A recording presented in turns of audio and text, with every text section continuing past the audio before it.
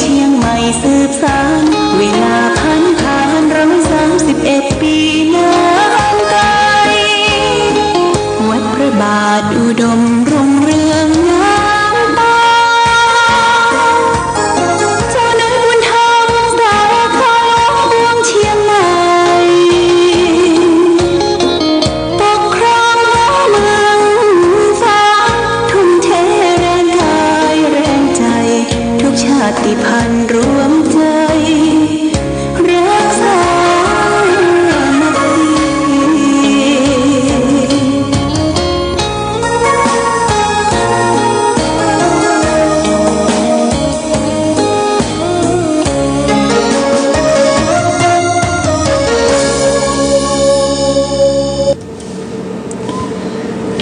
เจริญสุขศรัทธาสาธุชนญาติโยมท่านพุทธบริษัทตั้งหลายวันนี้รายการธรรมประทีปส่องต่างก็ได้มาพบปะกับพ่อแม่พี่น้องศรัทธาสาธุชนญาติโยมแห่งครั้งหนึ่งวันนี้เป็นวันศุกร์ที่14เดือนมกราคมพุทธศักราช2565ซึ่งตรงกับเดือน4เหนือเดือน2ใต้ขึ้น12ค่ำญาติโยมนะวันนี้เป็นวันศุกร์เป็นวันสุดท้ายของสัปดาห์ที่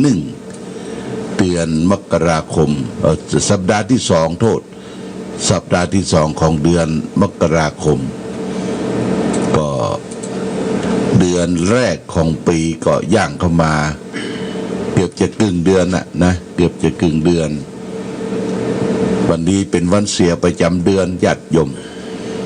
เดือน4นี่เสีย2วันคือวันพุธกับวันศุกร์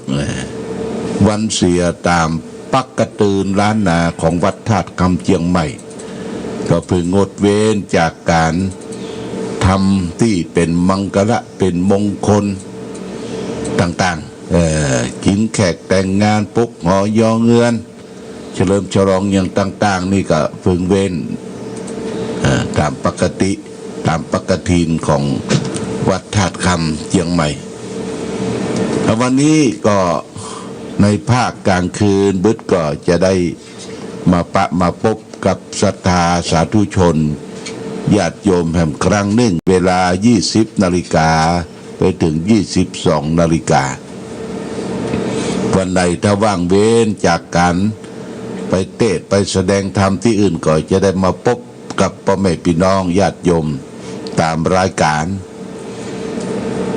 เพื่อจะได้ทำน้ำมนต์มังกร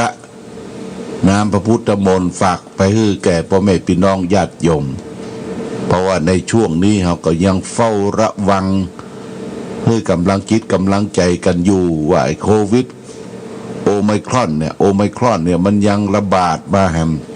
เป็นละลอกที่3ที่4ทำให้ผู้คนทั่วไปได้รับผลกระทบอย่างมากมายทั้งต่างประเทศในประเทศ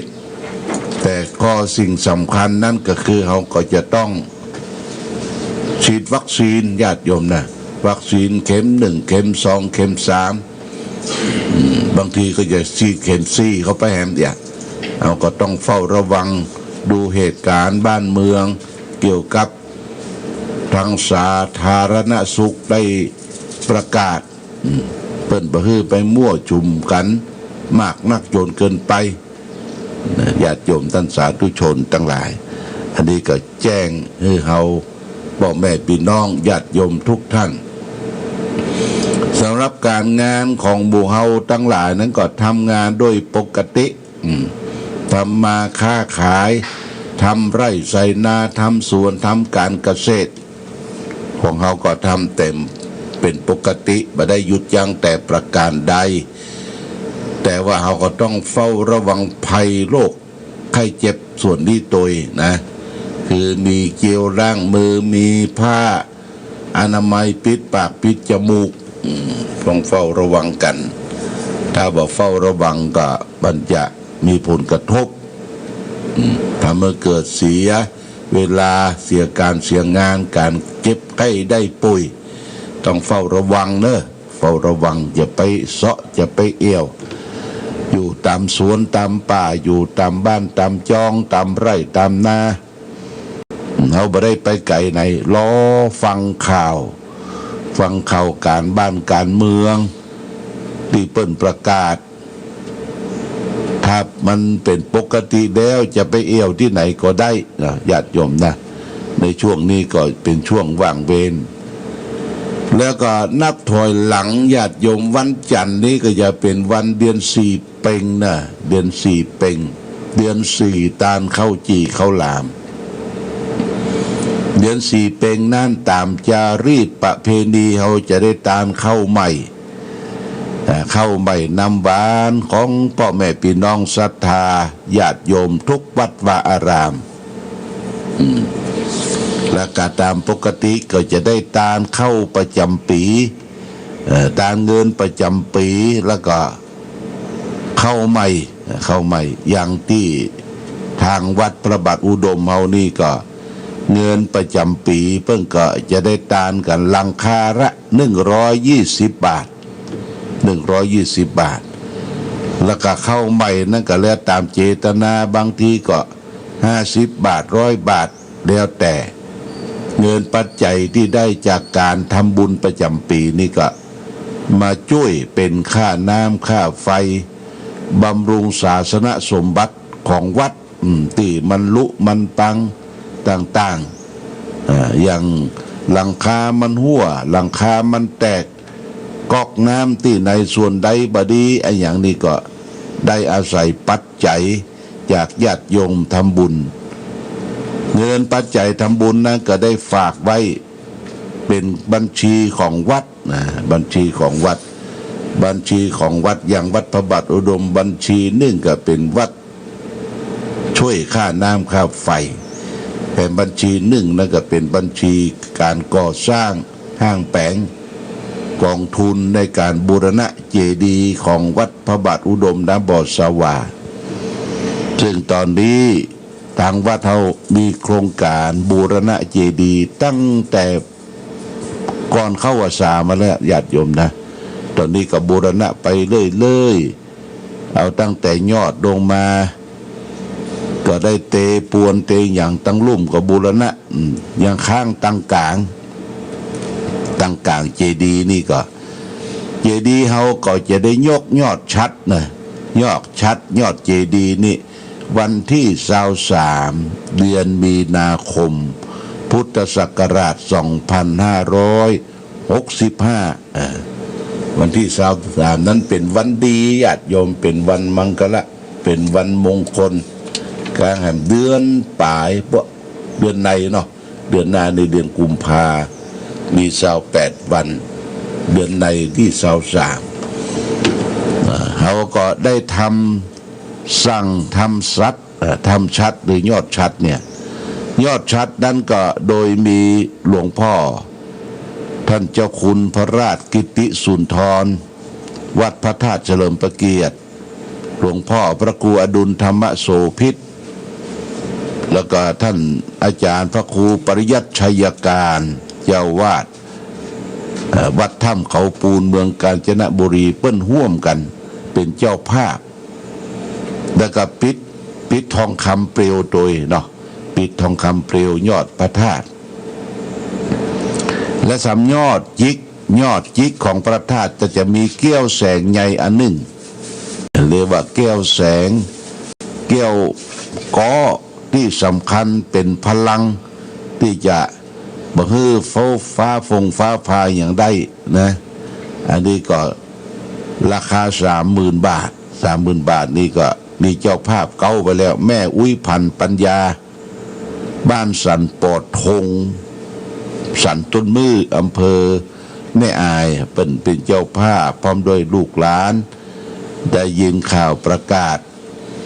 หลวงพ่อก็ให้ลูกหลานได้โทรศัพท์ว่าแม่อุ้ยขอรับเป็นเจ้าภาพและสำหรับ ที่ญาติโยมจะได้ร่วมด้วยช่วยกันนั่นก็คือการปิดทองการเป็นเจ้าภาพอย่างอื่นแต่ว่านี่หลังจากที่หลวงพ่อได้ไปเปิดร้านนานาสังฆพันธ์ที่ปากทางเข้าบ้านห้วยงูบ้านสันทรายเสร็จแล้วก็ได้เดินทางไปแม่สายร่วมกับหลวงพ่อพระครูสถิตธรรมภิลักษ์เจ้าคณะอำเภอชัยประการหลวงพ่อพระครูอดุลธรรมโสภิตรองเจ้าหน้าอำเภอที่ได้จวนหลวงพ่อพระครูสถิตธรรมโสภิตครูบาดวงคำชัยประการนั้นเพราะว่าเปิ้นมีโยมทำการค้าอัญมณีก็คือแก้วแสงสิ่งต่างๆแก้วกอแก้วปงคามแก้วอย่างต่างๆก็ไปดูที่ร้านเปิ้นแต่ว่าเดินทางก็บ่ายโมงไปถึงแม่สายก็ประมาณสัก2 โมงครึ่งญาติโยมที่แม่สายนี่ร้านค้าเปิ้นบ่ค่อยเปิดละญาติโยมนะเปิ้นปิดกันหมดทางฝั่งเฮานี่นะเพราะว่าด่านเปิ้นบ่เปิดด่านที่จะเข้าไปตั้งตาขี้เล็กประเทศพม่านี่เปิ้นบ่เปิดก็เลยเงียบเหงาซบเซา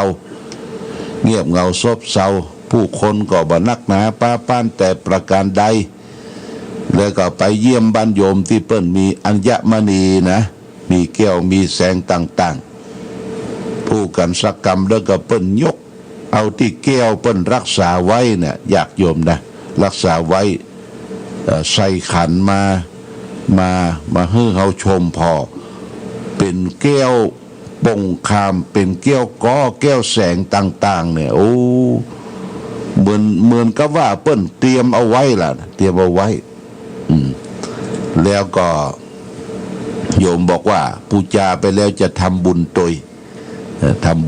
ยผลปรากฏว่าได้แก้วมาอยู่27 หน่วยญาติโยมนะ27 แก่นก็เฮาก็จะเอาแก้วเนี่ยมาติดที่ยอดชัดข้างยอดชัดเป็นพลังเป็นสิ่งที่สูงสุดได้แก้วมาอยู่27 แก่นก็เฮาก็ได้ซื้อปูจาเปิ้นกระตานโดยฮื้อตานโดยก็จะมาให้ญาติโยมใครสนใจที่จะเป็นเจ้าภาพแก้วแสงอันเนี้ยเอาขึ้นไปติดรอบยอดชัดเจดีย์นี่ต้องฮื้อศาลาปุ้นวัดกูม่านจังไม่เอากระยำแก้วเนี่ยไปฮื้อศาลาช่างที่เป็นตูเจ้าวัดกูม่านจังไม่เปิ้นติดแล้วก็จะได้ฮู้ได้หัน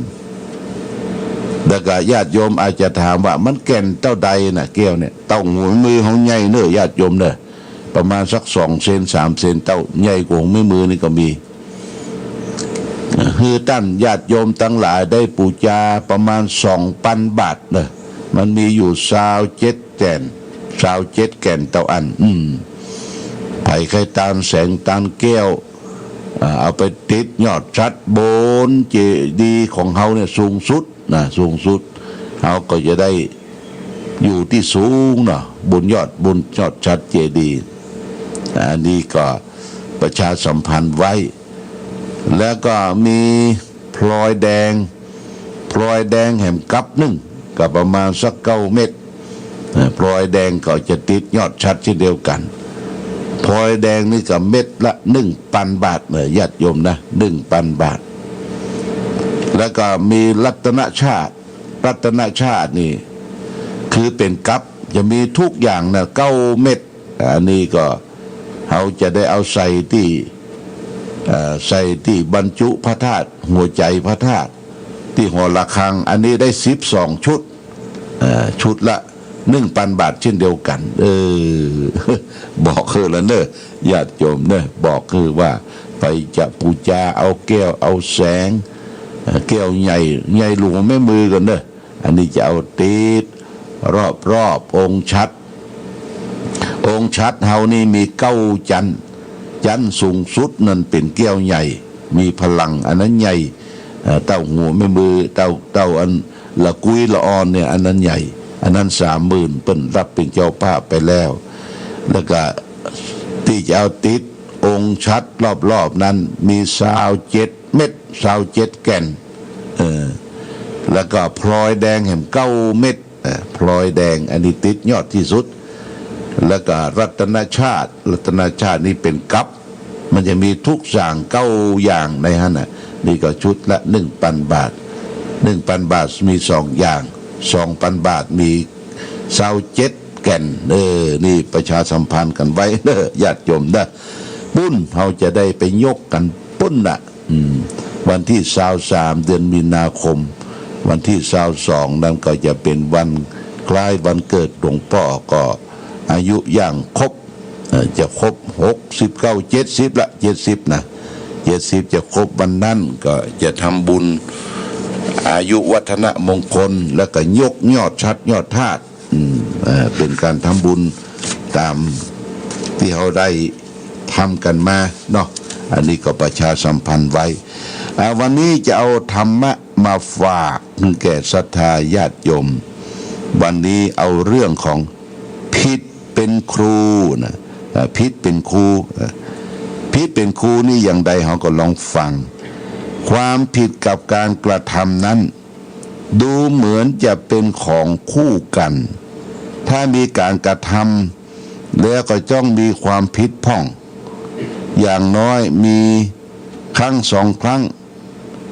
ที่อู้กันว่าคนบ่เคยทำผิดเลยเนี่ยก็คือคนที่บ่เคยเนี่ยอย่างเลยญาติโยมนะถ้าคนเราทำผิดแล้วก็ควรจะจำไว้ใส่ใจเอาเป็นครูสอนบ่ให้เผลอผิดอีกต่อเป็นการต่อไปถ้าใครทำผิดแล้วบ่ยอมรับว่าเป็นความผิดหลีกเลี่ยงล็อกเล็กวอกแวกเขาจะได้พบกับสถานการณ์อันเลวร้ายยิ่งไปกว่าเก่าบ่มีวันที่จะหันกลับมาอยู่ในทางที่ถูกได้แต่ถ้าภรรยาทำผิดคือการทำชั่วเสียหายอย่างใดอย่างหนึ่งสามีบ่ควรที่จะไปประกาศคือไผได้ยินได้ฟังเป็นอันขาดเพราะถึงชั่วอย่างใดก็เป็นภรรยาของตัวเองตัวเก่าผู้ซึ่งจะต้องอยู่ร่วมทุกข์ร่วมสุขกันต่อไปแห่งนมนานอู้กันต่อไปทำผิดไปแล้วก็บ่ควรที่จะเอามาอู้กันซ้ำๆบ่อยๆควรที่จะกลบเกลื่อนมันเสียด้วยการอู้การถ้อยคำที่มันถูกต้องเกี่ยวกับการคบคนผิดคือหลงคิดหลงใจเข้าเอาว่าเป็นคนดีถึงคบหาสมาคมเอาก็เป็นมิตรสหายอยู่ไปนานๆเขากลายเป็นคนอันธพาลมีความบัน่าไว้วางใจไว้จังหวะที่จะทรยศหักหลังอยู่ทุกเวลาทุกอิริยาบถเป็นความผิดที่ออกจะยิ่งใหญ่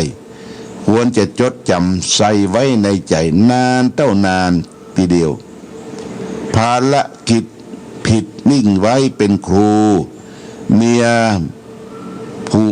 ยชั่วอย่าเอาชูเพิดพร้องคำผิดปลิดวิหูเอาซ่อนเสียนา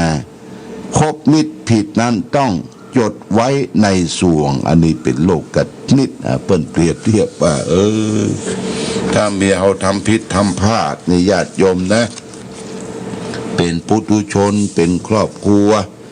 อย่าไปสาธยายให้คนอื่นได้หูเพราะว่าเขาก็อยู่กันไปนมนานอยู่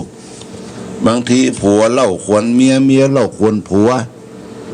อันข้อสำคัญกับลูกนะลูกอยู่ในเกิดกับครอบครัวเขาเนี่ยถ้ามันแตกมันแยกมันล้างกันไปเนี่ยเป็นครอบครัวที่ประสบความสำเร็จ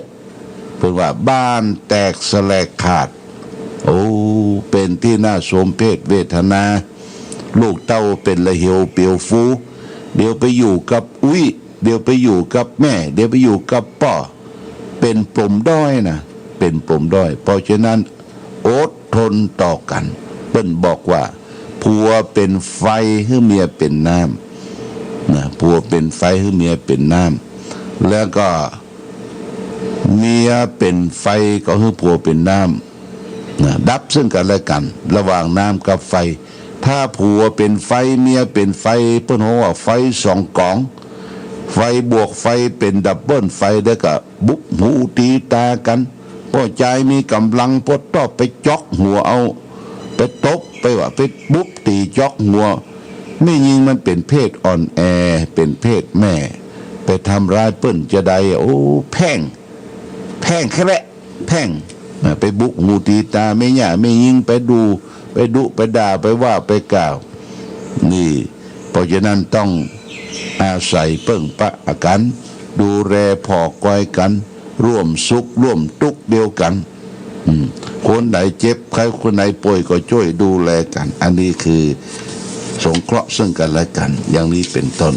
และญาติโยมฝากไว้ว่า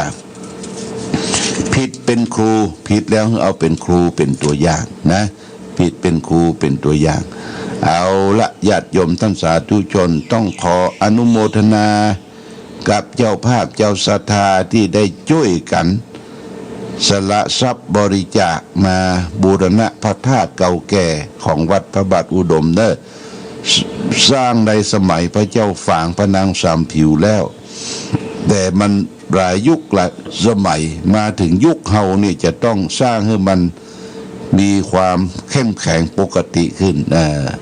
ก็ร่วมสร้างกับหลวงพ่อต้องขออนุโมทนากับพ่อหนานขจรแม่แดงหนอแก้วเนอะบ้านบรรลานในพ่อหนานขจรนี่ก็เป็นพ่อเจเลเนาะเป็นพ่ออาจารย์อยู่บ้านลานในบริจาคช่วยมา300 บาทแม่อุไรดวงคำนี่ทำบุญวัดพระบาทอุดมวัดพระธาตุ50 บาทและการทำแห่ง50 บาทการทำบึดจะเป็นทำพรามสังกาเด้อการทำซึ่งมีแม่สมวงเขียนเป็นต้นเป็นประธานก็จะรับเป็นการทำแล้วก็ร่วมทำบุญไฟฟ้าโดยบึดแม่สุขดาววงถาวงบ้านแม่คะบำรุงค่าไฟฟ้า100 บาทและการทำแห่งกันเทศแห่ง100 บาทโมทนาสาธุแล้วก็คุณจันแก้วซักบ้านแม่คะอำเภอฝางวิทยุ50 บาทและการทำแห่ง50 บาทแล้วก็แม่บัวจันนิยมยิ่งบ้านแม่คะทำบุญพระบาทอุดม50 บาทและการทำ50 บาทเป็น100 บาทแล้วก็มีแม่วัชรีเชี่ยวนพรัตน์พระธาตุ100 บาทไฟฟ้าแห่งสถานีแห่ง100 บาทโมทนาสาธุแล้วก็มีพอเวลมะยุราวรรณวัฒน์บ้านสันทรายอำเภอฝางบำรุงพระธาตุ200 บาทแล้วก็ค่าสถานีแห่ง100 บาทโมทนาและก็นายวันชัยวิทยารุ่งโรจน์นี่ทำบุญวันเกิดนะแล้วก็แม่อุ้ยพันปัญญาอันนี้เจ้าภาพใหญ่เป็นเจ้าภาพยอดแก้วยอดธาตุ30,000 บาทบ้านสันปอทงบ้านปอทงปุ้นสันต้นมือนะ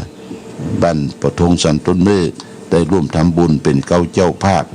คุณพงษ์พัฒน์ทิศกุลสุวรรณพิมลบ้านหนองยาวตลาดหนองยาว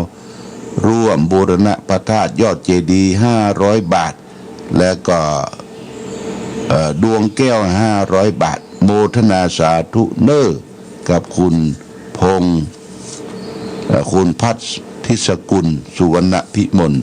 และก็ตะวาก็มีแม่อุ่นเรือนอินแก้วผมโดยครอบครัวบ้านห้วยงูในได้ร่วมทำบุญแห่ง200 บาทบำรุงพระธาตุแล้วก็ยังมีแม่ปันบ้านหมอกก็ได้ทานได้ถวายวัตถุมงคลมาผ่านแม่จงดีเปิ้นก็จะเอามาฮื้อแล้วก็แม่ขันแก้วปันหมอกก็ได้ทำบุญบูรณะพระธาตุ500 บาทแล้วก็จะได้ร่วมปิดทองยอดพระธาตุ100 บาทแล้วก็ทำบุญค่าไฟฟ้าแห่งโมทนาสาธุกับทุกท่าน มาณโอกาสนี้ตัวเนอะเอาละวันนี้ญาติโยมท่านสาธุชนเป็นวันศุกร์เมื่อคืนเพิ่งก็ได้พบกันอีกครั้งหนึ่งขอความสุขความเจริญจงมีแก่ศรัทธาสาธุชนญาติโยมทุกท่านเพื่อท่านทั้งหลายได้มีความสุขมีความเจริญปราศจากสรรพทุกข์โศกโรคภัยให้ประกอบไปด้วยจตุรพิธพรชัยทั้ง4ประการ